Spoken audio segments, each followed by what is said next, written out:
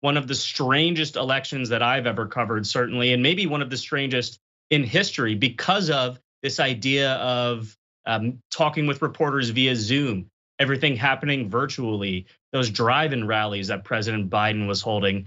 And of course, everyone wants to go to Iowa. They want to go to the state fair and eat the butter sculptures and travel to all the different states. It's very important for the candidates to get out on the campaign trail, and the press corps is ready to join them. Ron DeSantis, we don't have much time left, but I got to ask you about Ron DeSantis. And have you encountered him? And what do you think the odds are that he jumps in the race? Or is this just let me raise money, and wait my turn? Because again, it's promised somehow. It's extremely likely that Governor DeSantis jumps into the race. I would expect that to happen sometime in May after Florida's legislative session takes place. There needs to be some rule changes, which the legislature has addressed in the past, allowing state officials to run for national office. That being said, Ron DeSantis might pose more of a threat to Donald Trump's hopes of the presidency than Joe Biden will come 2024. He's a rising star in the Republican Party. He is looked at by conservatives as Trump without any of the baggage.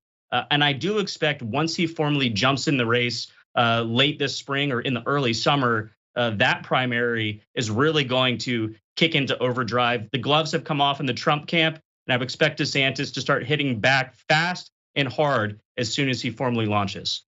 Well, we hope so, because when I saw Ron DeSantis in that one debate where he just froze and just didn't answer the question, I hope he's ready. I don't know when the gloves ever, were put back on, Christian, when it came to the Trump camp, but I love your inside baseball, love listening to you, and we appreciate you always. I want to thank you so much for joining the bullpen. Great insight, and welcome back anytime. Thank you, and we appreciate you watching us and joining us on the bullpen. Till next time.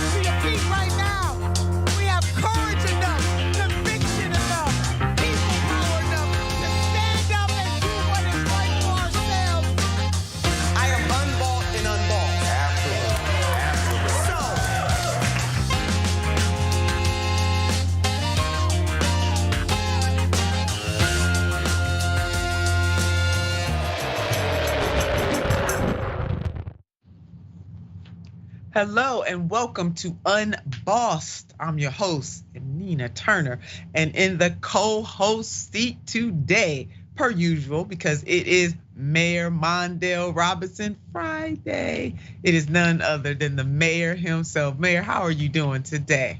It's Friday and I'm with Nina. I'm perfect. All right, now I'm feeling that too. And Mayor, anything happening on Rebel HQ that we need to know about? Yeah, I mean, we if you check out some of the content I put out this week, there was a couple conversations around white supremacy permeating through our elected officials' heads, and then mainly around the idea that Republicans recognize the fact that they may have lost it with telling their voters not to vote early, not to vote by mail. And now they're trying to turn the course and pretend that voting by mail is the best thing ever. Donald Trump's starting to talk about that as a part of his plan. Oh yeah, they better be, certainly watching out for Donald J. Trump. He ain't no joke. So the Republicans trying to turn it around. All right, you don't want to miss the mayor on Rebel HQ. So the mayor and I, we're going to start in France with our rundown. The revolution definitely continues in France. 20 years ago, the Iraq war started. And later in the show, we're going to show you how horribly anti-black and racist Ben Stein actually is. But we start first in France. There's a revolution happening. Watch. Fiery protests erupting France, all across France, after the government forced through controversial plans to raise the country's retirement age from 62 to 64.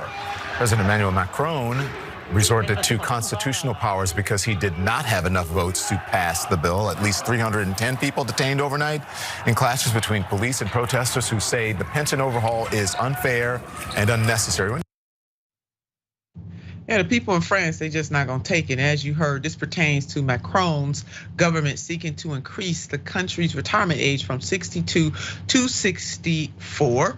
He did not have the vote, so he resorted to using the Constitution, totally going against the will of the people. I guess he doesn't want another term. We shall see. The people of France get to make that decision. But French President Emmanuel Macron will trigger special constitutional powers to enact the proposed pension reform bill. Prime Minister Elizabeth Borne announced Thursday in the National Assembly, which had not yet voted on the proposal. Now, members of the French Parliament also made their voices heard, protesting the decision through solidarity. Check out this video.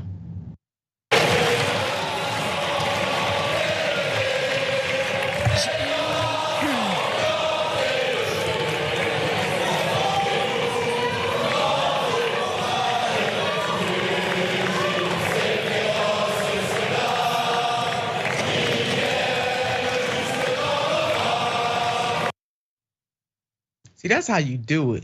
All that genteel stuff that we got going on in the United States of America, baby, they making it known. Those were members singing the French national anthem, drowning out the voice of Prime Minister Borne, letting them know they stand in solidarity with the people. Since Macron did not have the votes he needed for his scheme, he enacted Article 49.3. And here's more on what that article does. Article 49.3, the French Constitution enables a government to push a bill through the National Assembly, France's lower house of the parliament, without a vote. But over the past decade, Article 49.3 has increasingly been seen as an undemocratic tool used by the government to strong arm lawmakers. You got that right. They need to go ahead and change Article 49.3. Right? And let's hear from the union leader, what this leader had to say. By resorting to constitutional Article 49.3, the government demonstrates that it does not have a majority to approve the 2-year postponement of the legal retirement age. Laurent Berger, the head of the CFDT. Now, protests have been ongoing since mid-January, with millions showing up across France to protest this decision, and labor leaders are calling for more. Let's look at this. Labor leaders in France called for new demonstrations, with several thousand people converging at Paris Place de Concorde and in several other cities in France on Thursday evening. So, Mayor, it seems as though the brothers and sisters, family and friends in France are not just gonna sit idly by and make this easy for Macron. Yeah, I listen. I think this is a national, or I should say, an international attack on workers. We see, and I know the French government, Macron saw it. Studies that said the 4-day work week is a better idea. This idea that we need people working longer and more is based in nothing other than greed. And Macron is absolutely disgusting in the fact that he's willing to invoke 49.3, which is absolutely undemocratic. We take away the voice of the people's house. That's the French people's house. And and it is absolutely disgusting when you see Bowen doing the work in the legislature, trying to get the far right extremists of French politics to partner with them. And even the far right extremists are not willing to partner with them and saying that after this invoking the 49.3, this government should step down, including the prime minister. This is the problem where you have presidents and prime ministers on the side of big business, not just in America, but everywhere, where you're trying to squeeze more out of people. The idea that we're living longer so we can work longer is a false idea that people should not buy into. It started in 1983 in the United States when they upped the retirement age, where you get full retirement from 62 to 67, and we see it happening now in France. It is absolutely disgusting, and I love to see union and people taking the streets since January, we've seen millions of people, and it's exciting. And I hope the same thing happens here around work and the retirement age. I do too, Mayor. We need to take a page out of their book over in France. They don't just sit by, and you know what? They don't deify elected officials. And that's our problem here, one of the problems here in the United States. So Macron is obviously throwing his whole political career away because he wants to work the people of France just 2 more years. It really doesn't make a whole lot of sense that he is doing that. Well, guys, I got a little tickle in my throat. Marie Le Pen said her far-right National Rally Party would file a no confidence motion. The mayor just brought that up, and communist lawmakers Fabien Roussel said such a motion is ready on the left. So when you got the left and the right coming together, Macron, you're done, brother. One communist lawmaker called the presidential power a political guillotine. Others called it a denial of democracy that signals Macron's lack of legitimacy. Man, I gotta give it to him, man. They calling it what it is. The silver lining of this is that many parties are coming together saying hell no to Macron. More importantly, the people of France, this is the most important thing. The people of France have had enough, as they should. Now I'm going to say it one more time, one more good time. America, we need to wake up. We need to take to the streets as well. Take it to the streets, especially if the GOP takes power in 2024.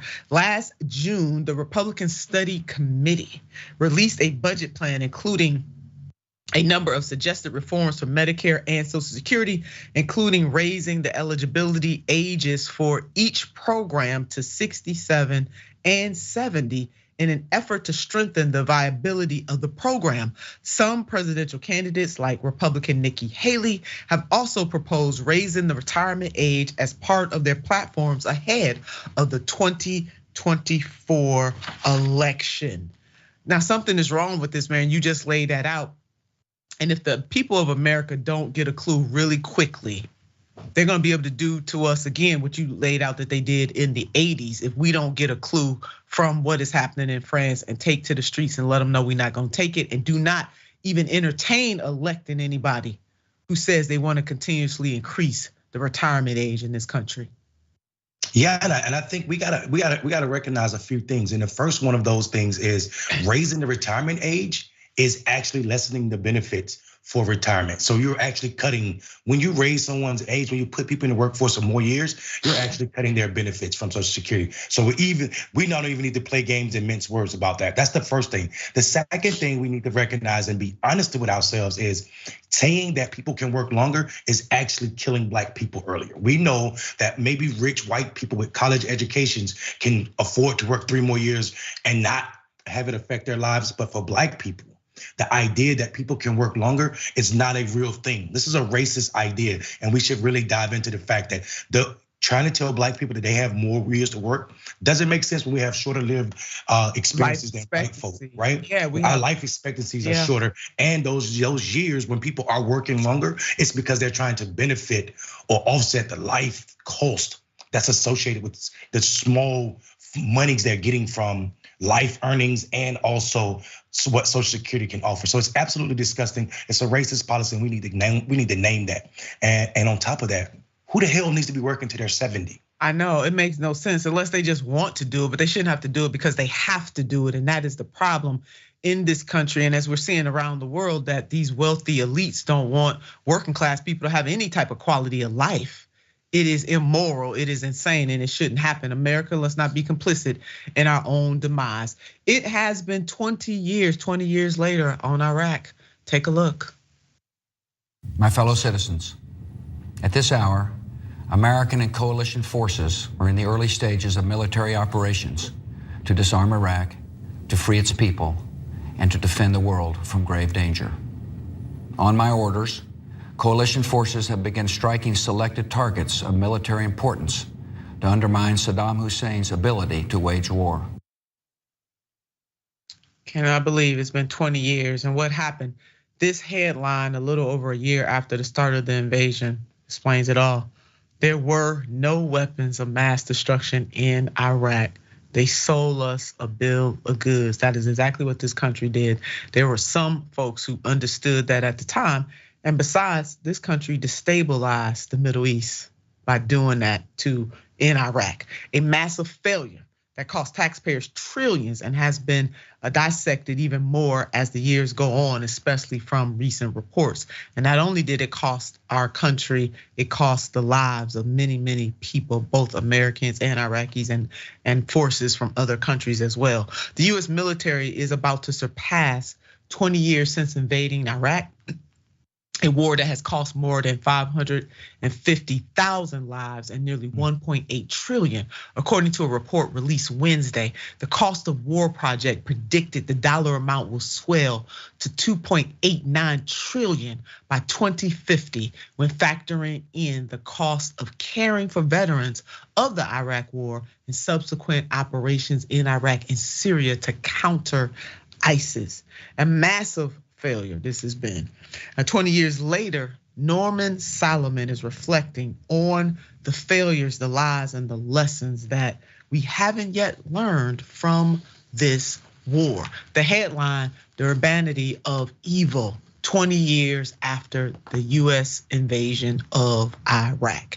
And he goes on to write, what propelled the United States to start the war on Iraq in March of 2003 were dynamics of media and politics that are still very much with us today. Soon after 9/11, one of the rhetorical whips brandished by President George W. Bush was an unequivocal assertion while speaking to a joint session of Congress on September 20th, 2001. Quote, every nation in every region now has a decision to make.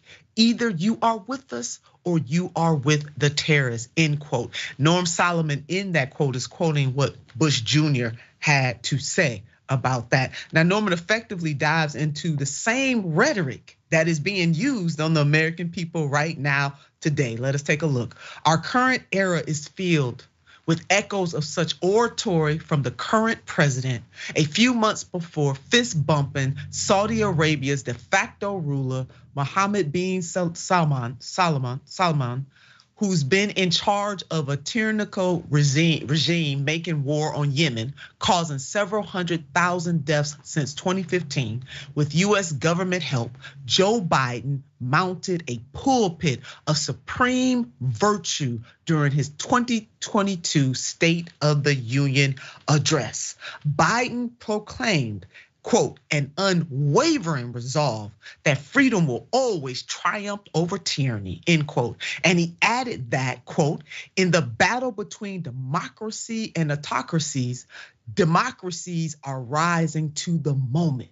Of course, there was no mention of his support for Saudi's autocracy and war. Mayor, Norman is laying it out. Listen, I think he did a wonderful job like he always does, and it forces us to be uncomfortable in what we all got tricked, we got hoodwinked, right? Yeah. America used media to promulgate a war that was false. Like, it is not okay just to say that Russia should not be in Ukraine, because what Russia did in Ukraine is what America did in Iraq. And if we're not strong enough and honest enough with ourselves to say that, then what we're doing is we're defending old wars to prepare for new wars. That's all it seems like to me. If we're not prepared to say that America should not have been in Iraq ever, which means we didn't save them, we actually destroyed them. Not just them, we destroyed the entire region. We created more terrorists by going in Iraq when we knew this war was false. We knew people were lying. We knew when CNN said, when the head of CNN said, we went to the Pentagon and asked them which generals we should use as experts to talk about the war leading up to the war. We knew when CBS, ABC, all of them had 97% of their experts were either contractors or old generals that supported this war. And only one person dared in the 2 weeks leading up on media dared to go against or critique the war. Right? So we knew, we sat back and got hoodwinked. No one questioned why all the experts are saying this war was inevitable. When we saw Tariq Aziz, who I'm not saying was innocent, but he was a deputy of security in Iraq during that time, we watched this man say, it doesn't matter if we are inspected or not, America wants war and she will have it. Yeah. So even after they opened the doors, we forget, they eventually opened the doors to the UN inspectors to investigate. But America still launched because they said, Bush used that lie and said, well, we can't wait till there's a smoking gun because that smoking gun may be a mushroom cloud, when we're the only country guilty of creating a mushroom cloud. That's it. Only nation to bomb, to use nuclear weapons. Only nation to use nuclear weapons. Ain't that something? And here is where Norman goes even deeper. This is where he drops the hammer on Biden's rhetoric and how he hasn't learned the lessons from what went wrong in the Iraq war. Norman writes, in the State of the Union speech, Biden devoted much emphasis to condemning Russia's war on Ukraine, as he has many times since. Biden's presidential hypocrisies do not in any way justify the horrors that Russian forces are inflicting in the Ukraine. Nor does that war justify the deadly hypocrisies that pervade US foreign policy. You better say that, Norman Solomon, and thank God for that kind of courage. And as we look at, just really take stock of, as a nation, how much money we have poured into Ukraine to date. Put up this headline right here. Biden approves record $858 billion US defense spending bill. Now that's our defense spending bill. Got that? That's what we're doing right now. And just this, that was for this year's budget. And just this past week, what does Biden want for the 2024 budget? Biden wants $886 billion defense budget with eyes on Ukraine and future wars. And Mary, the point that you made about, when we do stuff like this, it is in preparation for war after war after war after war, with no demand by the American people that we have a plan for diplomacy. Because you can't war your way out of war. You cannot war your way out of war. That is an absolute fact. And also on top of that, $886 billion. We're increasing and increasing. We still can't. Every year we are investigating the accounting of the Pentagon, and there's so much waste, so much unaccounted for monies, and we still keep increasing their budget. Still, when we have people dying from being hungry, if we spent a fraction of what we, $2.8 trillion is enough to eradicate homelessness and poverty, not just here, but all over the world, many times over. And on top of that, it's ironic that we're debating this idea that people need to work longer. People need to work longer for smaller funds. We can't fund people, but we can fund wars. This is a military industrial complex that did not just begin with this presidency, but is definitely carried on. And we gotta be honest, there's some magic in saying that Biden's presidency is hypocritical, not just in their actions. He can pretend and downplay his role in Bush's war, but Biden was out there acting like a whole. He ran the foreign policy. That was his thing. So he was out there trumping up this war in support too. That's right. And Mayor, there's no owner donors when you feed the poor. See, that's really what this is coming down to. You keep feeding the military industrial complex, then you get them owner donors. But if you use that money to feed the everyday people of this nation, there's no donations in that. And we see who is winning so far. You want to talk about war, who's winning? It is not the everyday people of this country. Just keep making sacrifice after sacrifice. And if Congress, Biden, or any president for that matter, let's just throw that out there right now, spend as much energy and money on expanding programs and the type of policies that the mayor and I are talking about, such as Social Security, Medicaid, raising the minimum wage, and expanding the child tax credit, then maybe America, just maybe they would get to speak about unwavering freedom. But when you are a hypocrite, you can't talk about unwavering freedom without being a bold-faced liar. And don't tell me that a program such as the child tax credit is expensive. The program expired in December of 2021, America.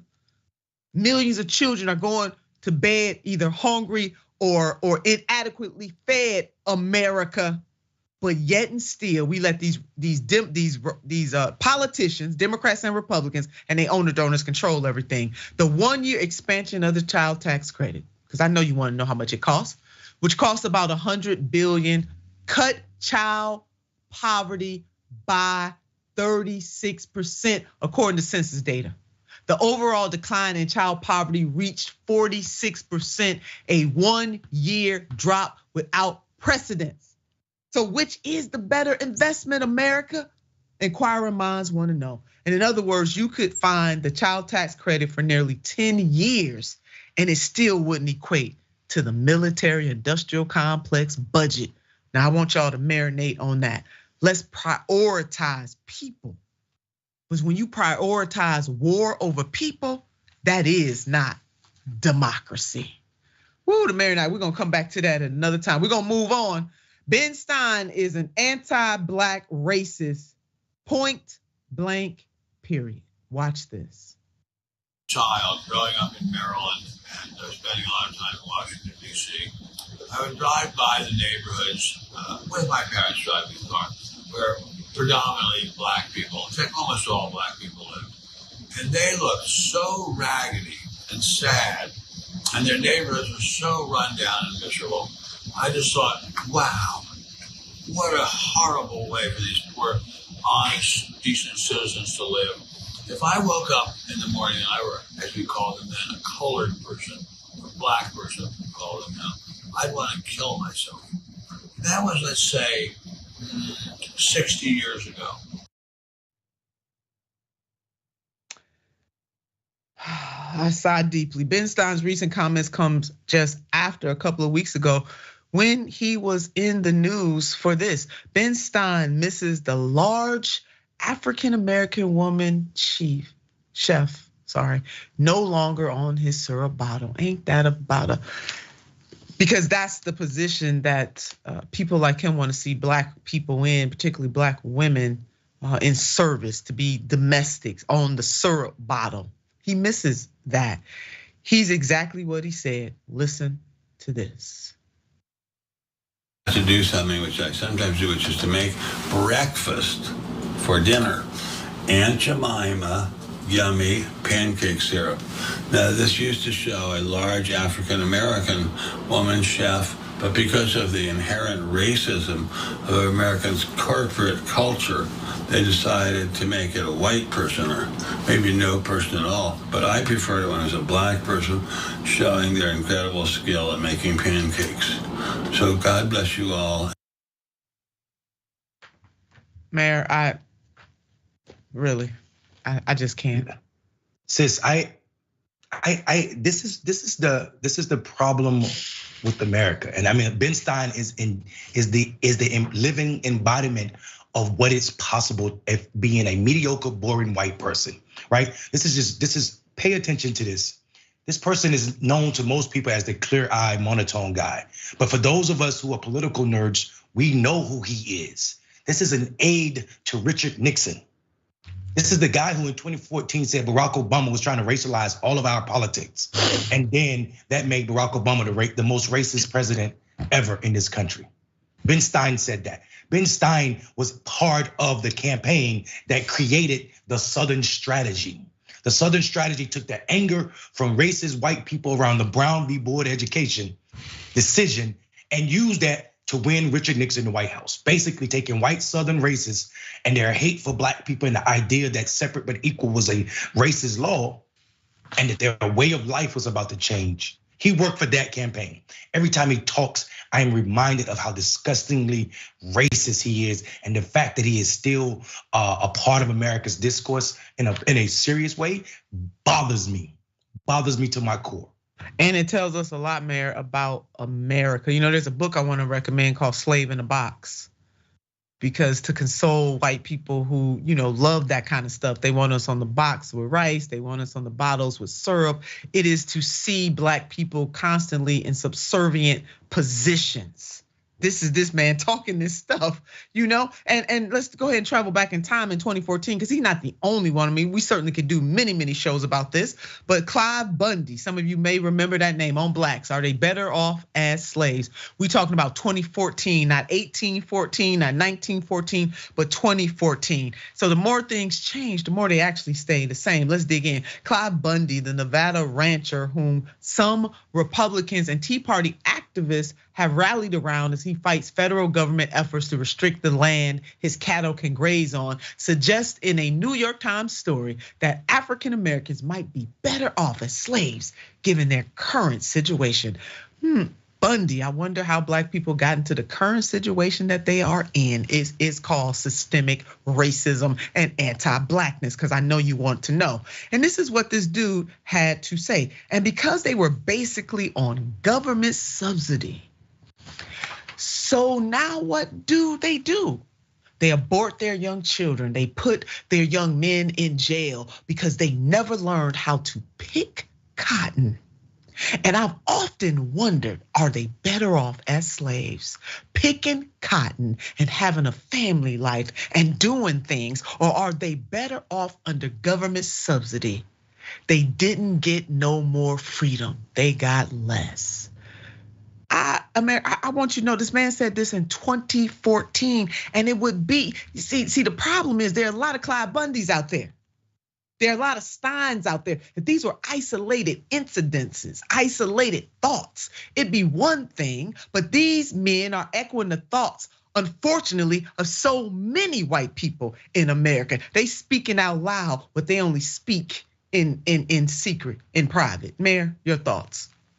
Listen, I just the thing about, there's some truth in what Clive said, right? We did get less free, but it wasn't because of the lack of trying on our part. It was the systematic racism that American insisted stay a part of its culture, even to this day. This idea that black people are living in a space that requires subsidy is because we're lazy. And no, it's because America was set up to function in that manner. Also, we should note that Clive Bundy, as a rancher, gets more subsidies than any black person. That part, you get paid to do nothing, buddy. Some years you don't have to grow anything, Mr. Bundy. That's it. Anything, because you are a rancher. So it is absolutely disgusting how these people. I used to do consulting work for farmers, and they used to rail against, we don't want to take food stamps because it takes away from our work and we're hard working. I'm like, but you get government subsidies every year. You get millions. You get millions, and just because it's been titled something else, it's still subsidy for you is welfare for somebody else. And this is absolutely disgusting that we've made these racists a part of our culture. Let's not also forget that Bundy is the person, he's the thug. Him and his family are the thugs that took over federal land and were shooting at agents for days. And none of them died or went to prison. Didn't die. I mean, not that I wanted them to die, but had they been black, they would have been dead on arrival, like as soon as they hit the scene. And you know what, Mary? It just boggles my mind how people who think like these men and others and women too, we ain't gonna let the white women off the hook either. If you have this kind of anti-black white supremacy, and you don't even gotta be white, because there's some other folks of color who think the same way too. It's called anti-blackness and racism. And you don't have to be white to be anti-black and to be racist. But let's make this abundantly clear for the people who don't understand. I'm gonna quote my sister Angela Rye, who has a line: "We built this joint for free." And let me add on there, by force. So anybody that fixes, to quote my grandmother, their mouths to talk about the African American community lazy, baby, it would take 100 million lifetimes. And even then, nobody better fix their mouths to say that Black people are lazy. We built this joint for free, and I'm adding on, by force. The nerve.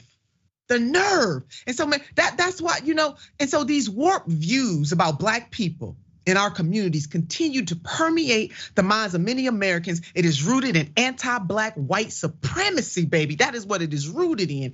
And before your play cousins, all your friends, all them latte liberals and before y'all start getting all swole up in the chest, let me remind you, let's bring up Dr. Crystal Fleming, because let me remind you, you don't have to be a neo-Nazi. You don't have to put a white sheet on to be anti-Black. White supremacy, according to Dr. Crystal Fleming in her book, How to Be Less Stupid About Race, white supremacy is not just neo-Nazis and white nationalism. It's also the way our society has come to be structured, such as the political, economic, and other forms of capital are predominantly maintained by elite whites. And other folks can take on this same mentality too. Thank you, Dr. Crystal Fleming. We tired of it. We are sick and tired of this foolishness, all right? And some of these people that smile in your face, you can look at their policies, what they doing and what they not doing. That'll tell you how much they care about the Black community or don't care about the Black community. Because now people wearing blue suits over white sheets. Hello, somebody. Now, Brother Frederick Douglass laid this out, and Mayor and I, we're gonna dissect this thing. Let's just go ahead and get ready and do this dance, because we're gonna dance this dance. Let us, in this particular segment, with the words of one of the greatest abolitionists and freedom fighters to ever live, to ever fight for Black liberation, Brother Abolitionist Frederick Douglass. And these words are timeless. These words apply to all faux social justice leaders, latte liberals, and far right wingers who pretend to believe in God, but their actions speak louder than their words. This is to all those who constantly tell Black people to wait, shut up, sit down, you have it good, stop complaining, forget your history. These words are for all those folks who constantly demand that Black people put their hopes, dreams, and feelings aside for others, as if our blood, mind, and body sacrifices were not enough. This is Turnerism speaking right now. These words are for those who use their power and white privilege to make examples of Black people in public and don't have that same smoke when we are transgressed. I see you, Kyrie Irving, and so many others. I see you, Kaepernick. These words are for those who think that they can run, but running is one thing and hiding is another. So let me just go on and get to what Brother Frederick Douglass, because that's what Turner had to say on the issue. But here is the great Frederick Douglass. I therefore hate the corrupt, slave-holding, women-whipping, cradle-plundering, partial and hypocritical Christianity of the land. Fill in your blank on your religion on that. I look upon it as the climax of all misnomers, the boldest of all frauds, and the grossest of all libels. Never was there a clearer case of stealing the livery of the court of heaven to serve the devil in. I am filled with unutterable loathing. I'm with you, Brother Frederick Douglass, when I contemplate the religious pompous and show together with the horrible inconsistencies which everywhere surround me. Put up the next one. Mike, We have men stealers for ministers, women whippers for missionaries, and cradle plunderers for church members. The man who wields the blood-clotted cow skin during the week fills the pulpit on Sunday and claims to be a minister of the meek and lowly Jesus. The slave auctioners bail and the church-going bell chime with each other, and the bitter cries of the heartbroken slave are drowned in the religious shouts of his pious masters. Our next one, go ahead on, Brother Frederick Douglass. Revivals of religion and revivals in the slave trade go hand in hand together. The slave prison and the church stand near each other. Woo! The clanking of the fetters and the rattling of the chains in the prison and the pious psalms and the solemn prayers in the church may be heard at the same time. Mary, go ahead and take it away. Woo! Listen. Oh, we got one more. Thank you, Mike. The dealers, or Mark, I'm sorry, Mark. The dealers in the bodies of men erect in their stand in the presence of the pulpit and the mutually help each other. The dealers give his blood-stained gold to support the pulpit. The pulpit in return covers his infernal business with the garb of Christianity. Here we have religion and robbery that are lies of each other. Devils dressed in angels' robes and hell presenting the semblance of paradise. Woo! The indomitable. Listen, Mayor, take it from there. Thank you, Mark, for that. Woo wee! I just can't.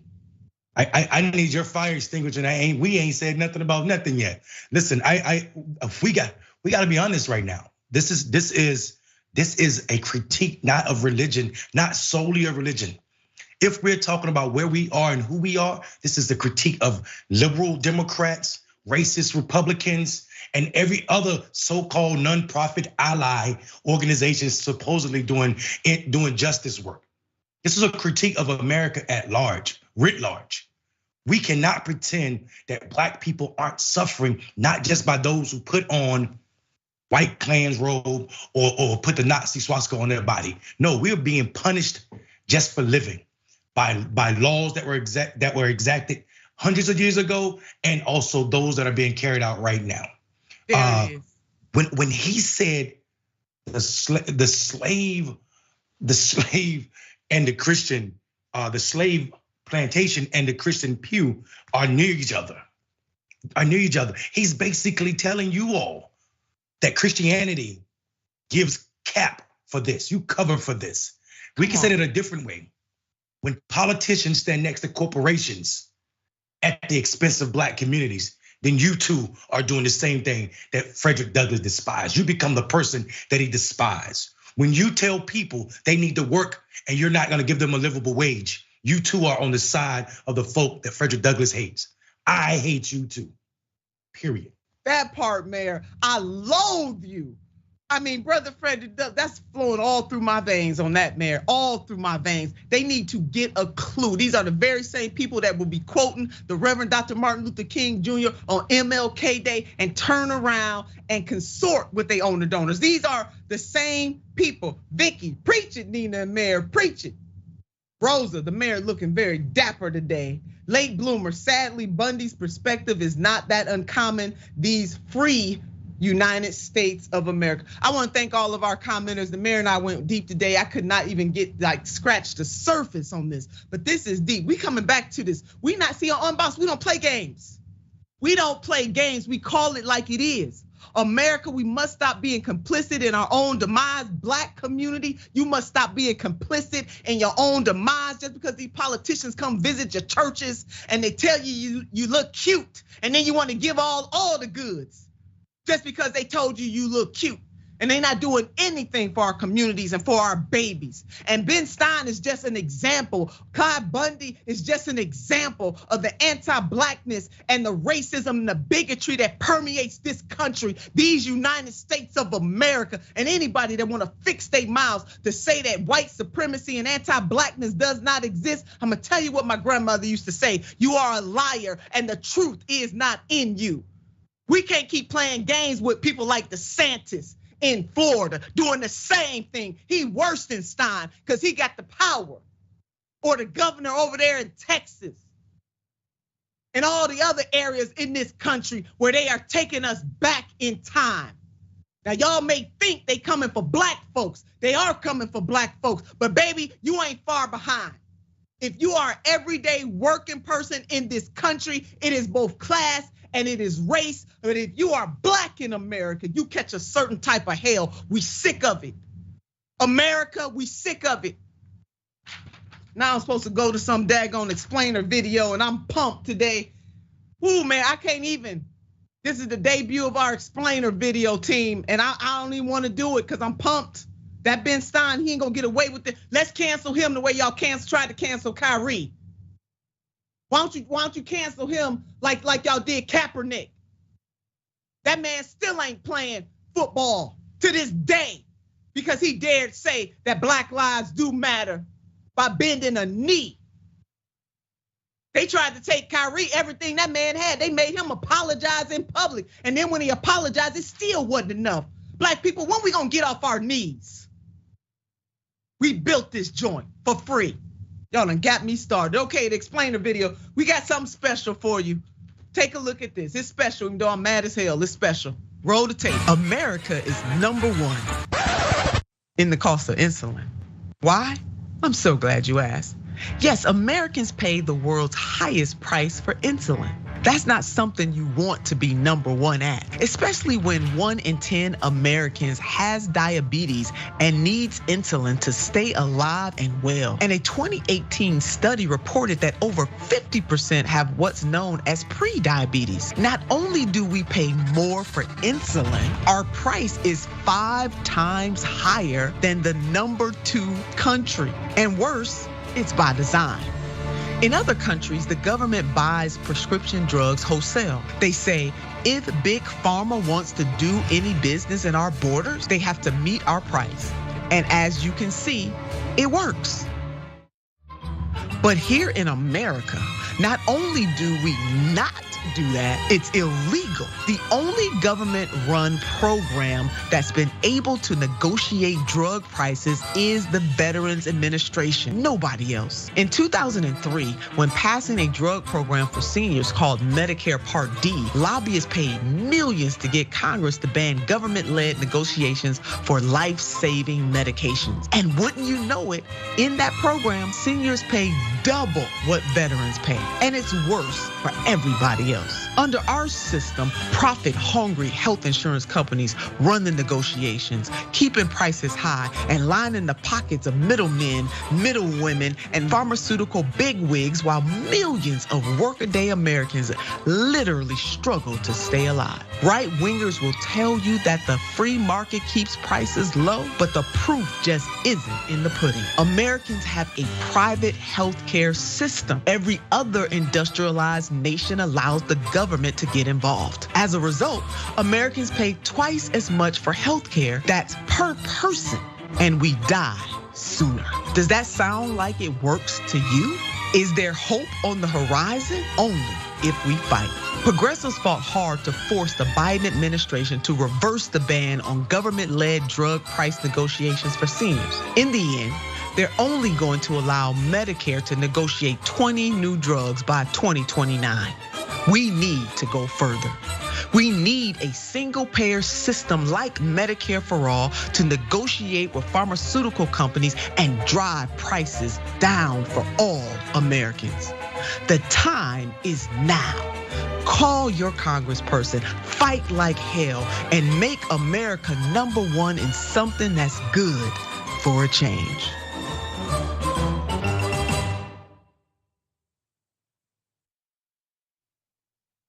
Subscribe. That was our very first explainer video. Put the mayor up beside me. Woo, we came in hot on this one. I didn't mean for it to come through like this, but that was our very first explainer video. And it just went live on Facebook, Mayor. It just went live. We want all of our viewers right now to go get your friends and your frenemies and share it. Now, Sachi is going to put the link in right now so everybody can take that link and you can share it. Check it out on Facebook right now, friends and frenemies, and drop a comment on other things you want us to do explainer videos on. Mayor, I know we got to go, but I can't wait for us to do an explainer video together. Indeed, I look forward to it. This is an important topic too. I want people to understand that this is not a joke. There's actually a class action lawsuit right now, I think, in Massachusetts against insulin companies for their lies about rebates. What they're basically doing is jacking up the prices just so they never have to discount the real price. So they say you're getting a rebate, but you're not really getting a rebate. They're just charging you more than what it should be charged anyway. Yeah, liars gonna lie. Boy, I tell you. Well, Mayor, we enjoyed. We got a special guest coming up after this break, but this was Mayor Mondale Robinson Friday. Thank you, Mayor, for bringing the heat per usual, and we'll see you next Friday. And thanks to all of you. We will be right back. I'm gonna cool down, maybe, after this.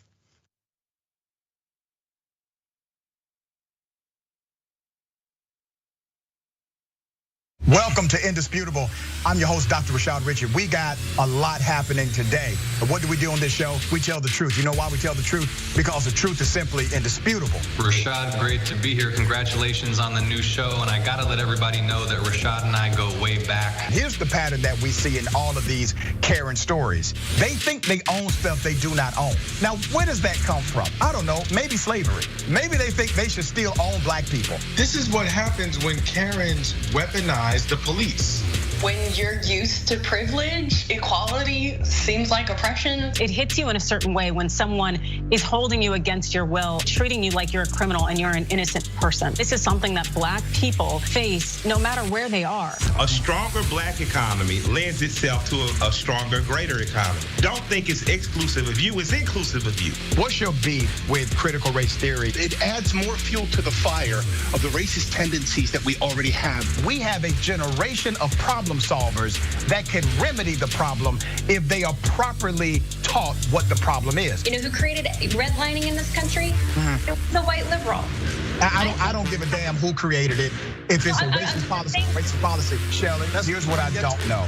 I don't know. See, there you go filibustering, brother. You're scared of this truth, but you're gonna get it though.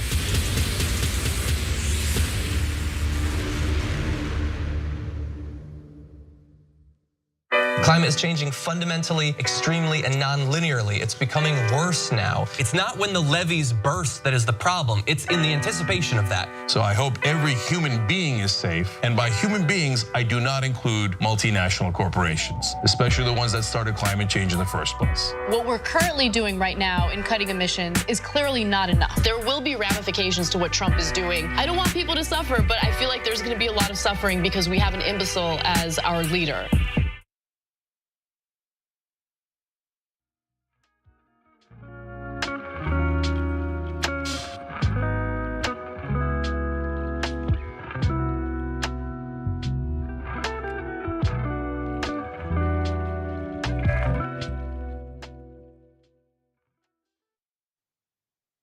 And welcome back to the show. I'm kind of semi-calm, but not quite. We're gonna revisit this. We are not gonna let this go, America. We are not. But right now, I want to bring to you, because we're in March, spring is in there. Spring is gonna be coming really, really soon. I don't know, I'm in Cleveland, Ohio. I don't know, it's trying to peek in every now and then. But it's still snowing and it's cold. But spring is coming. You know how every January we make these New Year's resolutions about how we're gonna get fit and we're gonna eat better and all of that stuff, only to find ourselves by March, we done forgot everything that we had to say.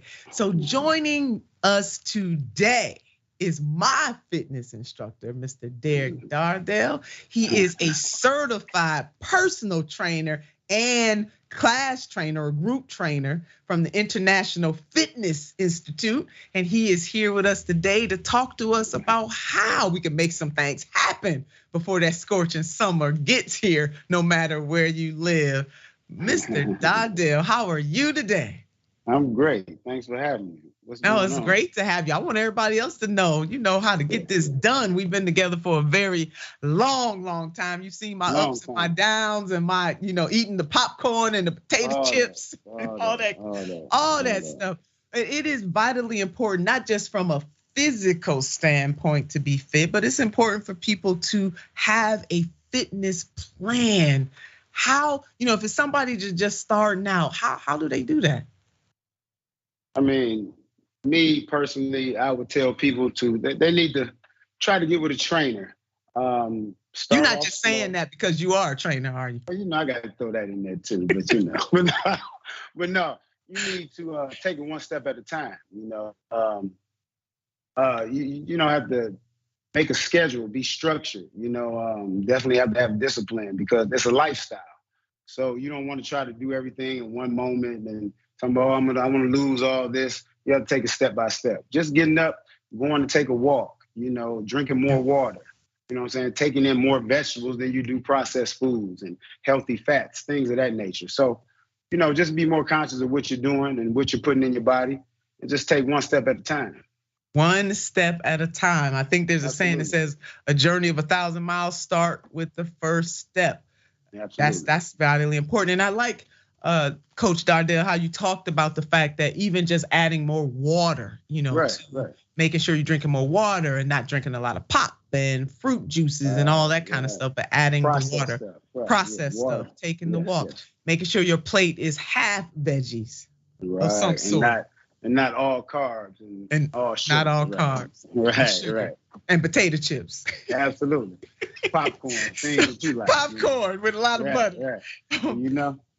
What is, Coach Dowdell, a lot of people want to know, is it more important to exercise or is it more important to eat right or is it a little bit of both? Which is important? The most important thing is your food. 80% of it is your diet. Abs are made in the kitchen. You can work out every day, but if you have a bad diet, you can't outwork a bad diet. But you put both of them together, you're gonna reap all the benefits. Have more energy, the stamina, just strength and just being great overall, feeling so much better, fighting diseases, things of that nature. So the best is to put both of them together, but you have to eat much better than you work out.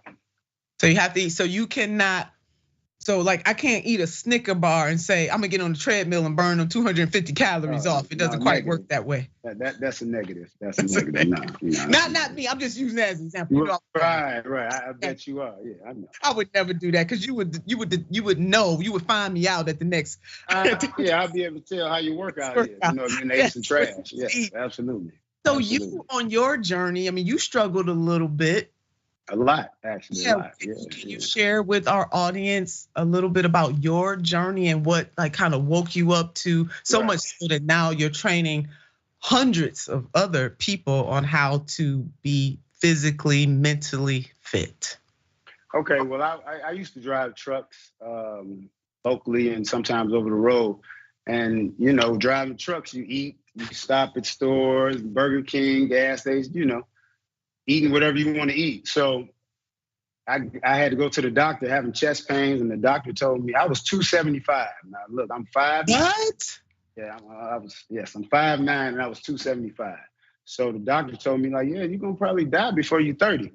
So that really woke me up, and I said, ooh-wee, I can't have that. So I've always been an athletic person, boxing, playing baseball. Baseball, yeah. Right, growing up. So I just had to, shift it into another gear.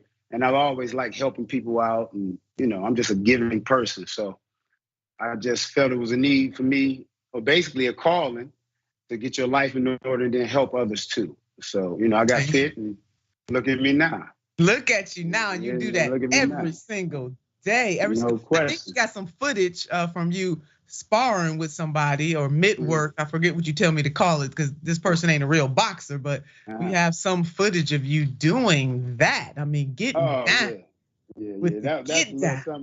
That was at the little Cleveland. It was a big deal. Cleveland Expo, All-Star Fitness. Yeah, it was last weekend. So we were standing around, me and my partner that does boxing with me. We, people can come up and we can catch people's hands, Yes. And it was just fun, experiencing. let people see it's not as easy as it looks. So, they were winded at the end of 30 to 40 seconds. Well, take it from me. I can tell y'all it definitely is not easy. But one of the things I like about being able to exercise in that way is that really gets a lot of fatigue. A lot of people are stressed, Coach Dowdell, and exercise does have an impact on stress. Is that correct? Absolutely, absolutely. It helps tremendously, especially when you can come and take your frustrations out on a heavy bag or take it out on me when you doing mitt work. So, or even sometimes even the gym, people don't realize it's not always about weight loss. It's therapeutic. You come into the gym, talk to me, tell me, what's going on with your day. Some people just need somebody to listen to them. That's right. I'm there for all that. You there for your clients. I'm there for the people. Yes, you are there for the people. You all don't want to miss. And guess what? You do not have to be in the Cleveland area to reap the benefits of what this trainer extraordinaire by the name of Derrick Dowdell has to offer. You can reach him online as well. Team, let's put that up. Online training with Derrick Dowdell. This is how you can find him. You see that? I mean, it takes results. Now, Dowdell, sometimes people think they can get this overnight. That it doesn't happen quite overnight? Like it may seem like overnight you gain that weight, but you definitely didn't gain it overnight and you can't get it off overnight. Well, you're gonna gain it quicker than you can lose it. But no, it's just stay consistent. And whatever you do, just stay consistent. And it's gonna fall off when it falls off, One step at a time. It falls off. Hey, and that's just what it is, That is what it is. Look, like my shirt said, discipline beats motivation. So even when you're not motivated, you still got to be disciplined and stay on course. You know what I mean? Discipline beats motivation. And lastly, what is it that you always say to us before we leave? Oh, stay dangerous. Stay dangerous. It's a cold world out here. But the thing is, staying dangerous, be proactive and be ready to be offensive, at any given time and able to defend yourself also. So it's just being proactive, being on the offensive side and not worrying about things too much, but be ready. Be first. Be ready. Be ready. Well, thank you so much, Coach Derrick Dowdell. We'll bring him back from time to time to give us some fitness tips. We thank you so very much. Don't you forget to go visit his IG page. We will have that up again. Thanks to each and every one of you for joining us today. You know what I want you to do about this time. I want you to keep the faith always, always, always. And with that faith, keep the fight. Until next time.